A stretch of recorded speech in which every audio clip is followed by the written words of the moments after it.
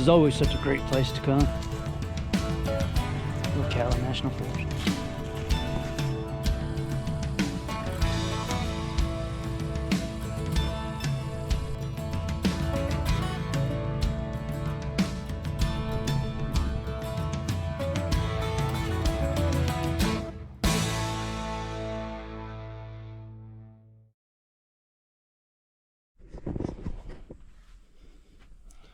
All right, so let me show you the scrape.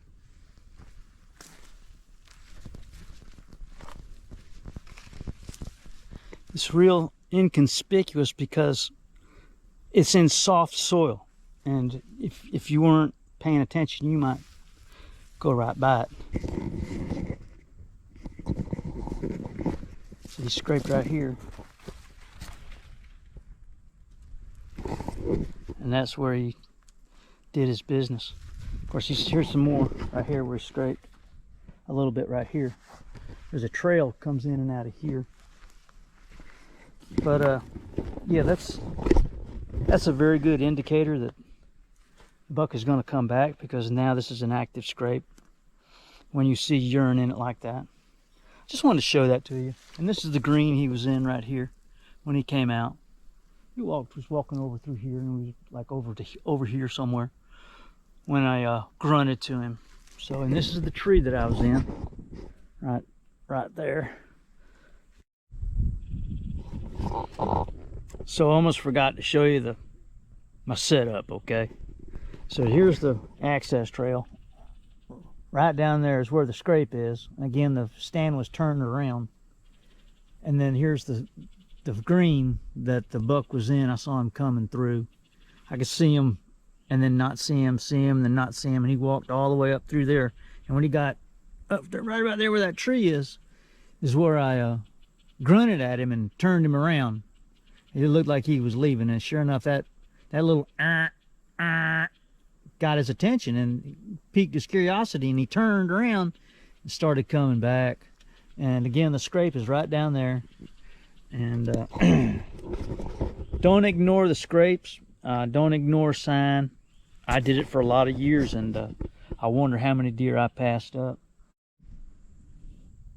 So hey guys, welcome to my Ocala National Forest bow hunt. I had to turn my tree stand around so I get some good lighting, and even still you can't see it too well. It's all shadowy.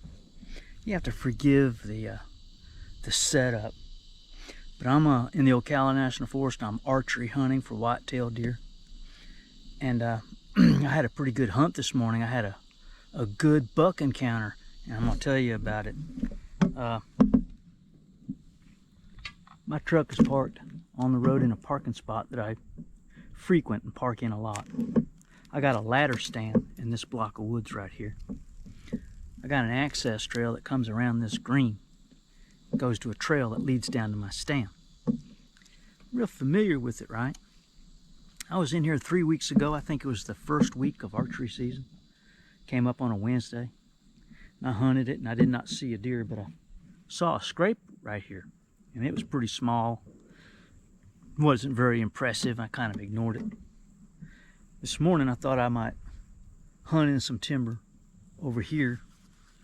I can't archery hunt out of my ladder stand very well, because just about have to be seated, and you gotta stand up if you see something. You know they're gonna see you and bust you.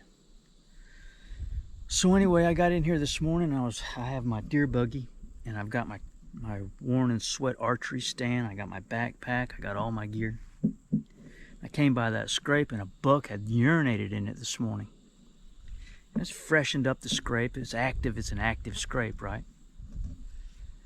So the thing that I've learned is that you should always opt for sign over scenery. Now, I got a ladder stand back there, and I like that spot. It's in the shade. I can see a lot. There are some deer trails that intersect there. That was the main reason I put my ladder stand there and have that set up there. I killed my buck there last year. But when I came by here and I saw that there was a scrape right here that had been urinated in, well, that's sign over scenery, right? I need to hunt that.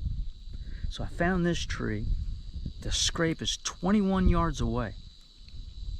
Like I said, I got in here. I probably pulled off the hard road right as it was breaking daylight, and I came down to my parking spot and unloaded my truck and got all my gear, got my safety harness and my backpack, right? Got my buggy and my tree stand on it and started walking in. It's a little bit of a walk. By the time I got here, it was broad daylight and I was not set up yet. I tell you that just to let you know that you don't have to be in your stand 30 minutes before daylight to have a buck encounter. I had a guy message me, said he was going to hunt in the middle of the day because he felt like the deer were moving in the middle of the day. You might want to consider doing that sometime. That's great advice. But I got here early this morning. I saw that scrape and I thought, man, maybe he did that 10 minutes ago. Maybe it was 5 hours ago. You never know. You don't know when that deer is going to come back.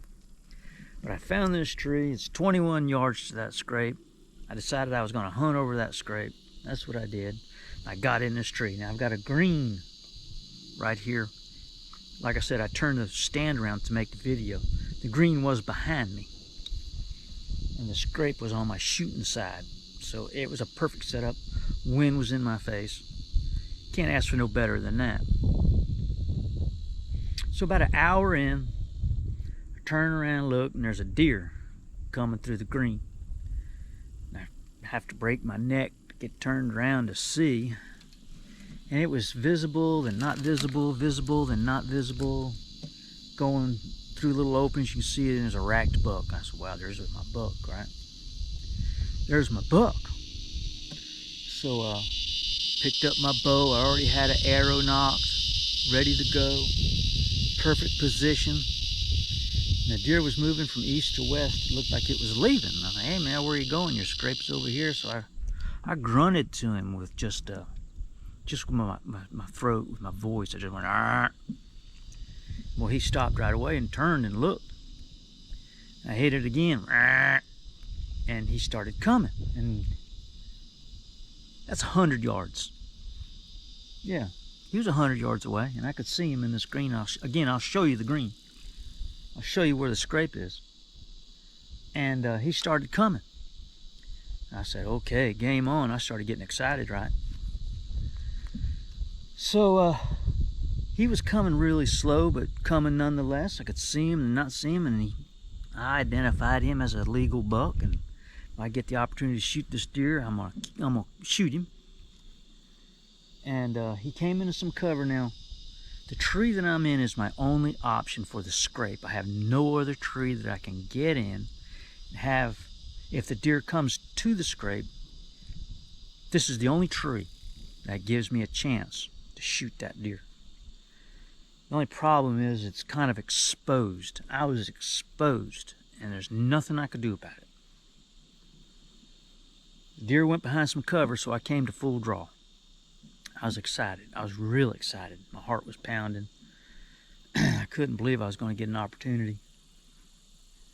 And the deer went in behind some cover. I came to full draw, and he never came out the other side. And we're talking 40 yards away. The deer's 40 yards away, just about ready to enter into bow range. And I'm standing, I'm sitting in my stand, but in the full draw position. And I'm not a weak link, okay? I'm strong as anybody, that 61-year-old. But I can only hold at full draw in a seated position for so long, okay? Standing, a little longer. 30 seconds turns to 45. 45 turns to a minute. Minute and a half, you're hanging there, and your back and your arms and your shoulders really start to scream. And he makes 3 more steps, and now I can see him. But he's just standing there. And then he makes a few more steps and gets behind cover, and I gotta let down. I'm thinking he's gonna be a wild coming, so I let down. And when I let down, he just popped around the corner very slowly and caught me moving and saw me. And stood there for about a minute trying to figure out what I was. Pounded his feet a few times, you know how they do. And then he was waving goodbye with that white tail across his jaw. So, what, 5 archery hunts, 4 or 5 hours, comes down to 1 hunt.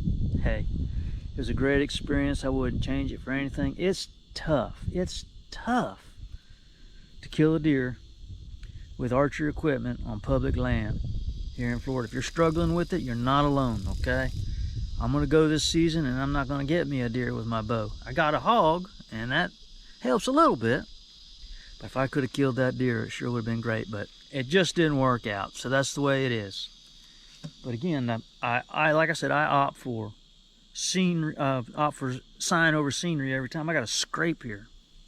So you want to hunt that scrape. If you find a scrape that's been urinated in, I don't know how these deer urinate. We haven't had any rain up here for 3-4 weeks. I've always watched the weather and kind of monitor the rain that's up here. And no rain in 3 weeks. This place is dry. It's as dry as any place I'd ever hunted. It's like a desert. But we get rainfall here. But yeah, it's not much. And these deer don't have water that they go to drink. So I don't know where they get the ability to urinate in scrapes, but somehow they do. And when they get rain, I'm sure things are a little better. They can get water and moisture out of the foliage. But it's tough. Life is tough for a deer in the Ocala National Forest. It's even tougher for a hunter trying to kill one with his bow and arrow. All right, we love you guys. That's my hunt. Talk to you soon. See ya. Bye.